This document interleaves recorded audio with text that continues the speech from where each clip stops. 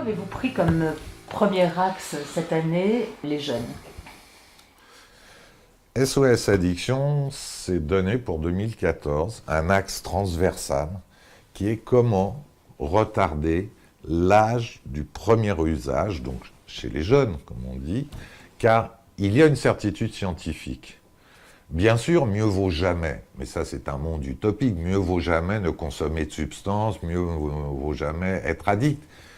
Mais, et là on vient à la réalité, si l'on consomme, il vaut mieux tard que trop tôt. Il vaut mieux consommer le plus tard possible. Or, dans notre pays, si on prend l'exemple de l'alcool et du cannabis, on voit que les abus sont de plus en plus précoces chez l'adolescent. Ce que nous devons comprendre, c'est que ces substances agissent sur des cerveaux immatures, des cerveaux en formation, et que les dangerosités, c'est-à-dire les risques de handicap, de fonctionnement dans la société, d'apprentissage, de mémoire, de concentration, sont au rendez-vous en cas d'usage et d'abus précoces.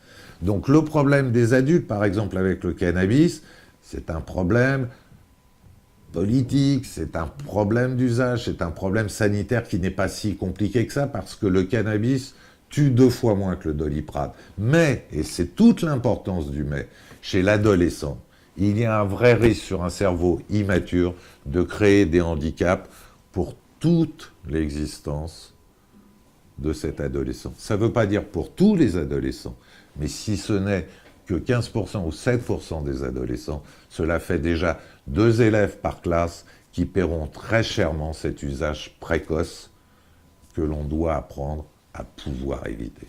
En quelques mots, SOS Addiction, c'est quoi?